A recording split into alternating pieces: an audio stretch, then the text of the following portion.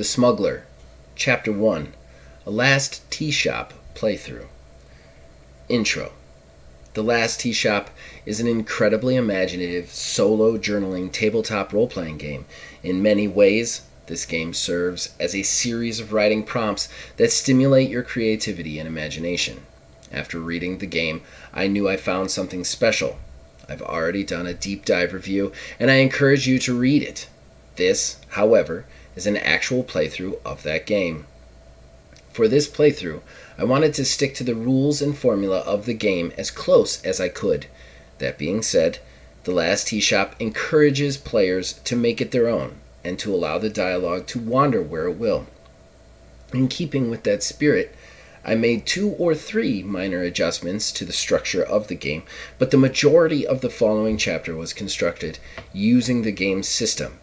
I hope you enjoy the tale. My shop. Time has been strange. Days and memories blur. Nobody visited yesterday. Of that I'm sure. Perhaps someone passed last week? If they did, I don't remember their face. So many days pass exactly as the one before. I wake up and pull a thin, silken sheet off my face. The sheer fabric does little to keep the morning light out of my eyes. I get dressed and walk out of my bedroom and into my tea shop. I can't remember who was here before me, but the tiny little shop is mine now. It's nestled in a shallow cave directly behind a silver waterfall. It faces south, or was it north? In the morning, I gaze upon the flowing water as the golden light illuminates it from the left.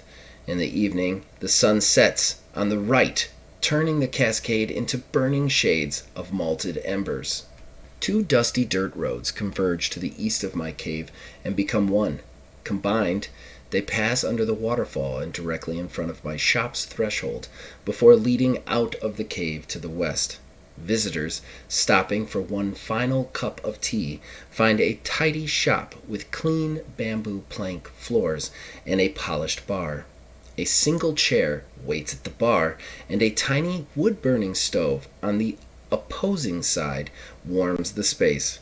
The walls are made of backless bookshelves filled with teacups and teapots.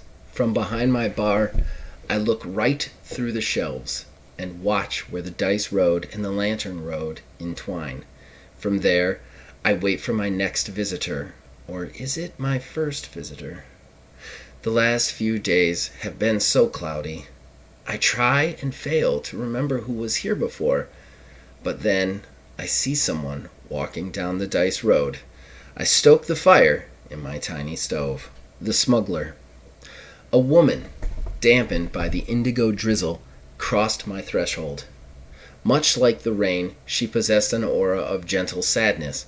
I begin to heat the water as she takes a seat at my tea bar. As we waited, I turned and asked, "Everyone who walks the dice road walks alone. Now that you take up this journey, who will be left to miss you?" Her melancholy smile could not hide the gentle sadness from her voice. "I truly don't know. I don't know if anyone will even know that I'm gone." When the water is heated, I pour it over dried sage and make a pot of my comforting brew.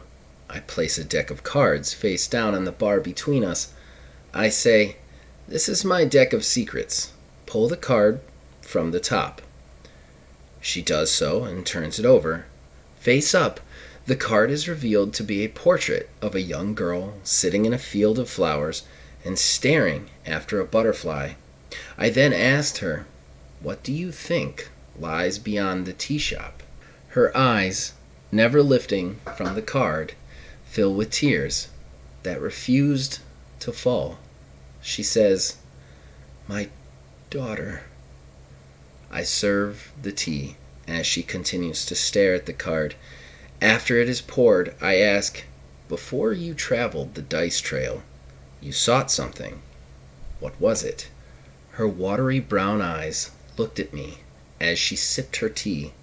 She says, "For many years, I found many things for many people, Some things were wondrous, some things were devious, but never anything evil.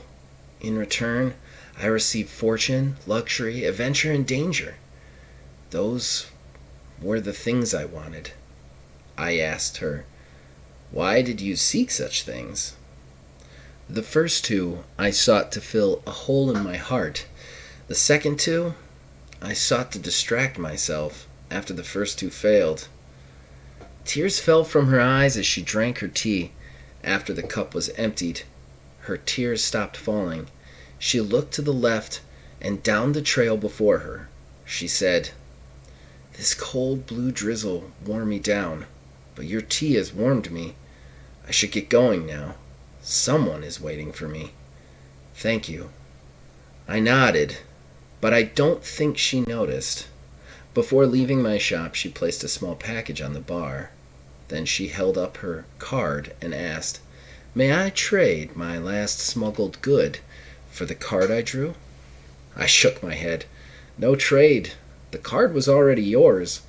It has always been yours. I just helped you find it." She smiled. Warmth was in it. "Keep the package anyways.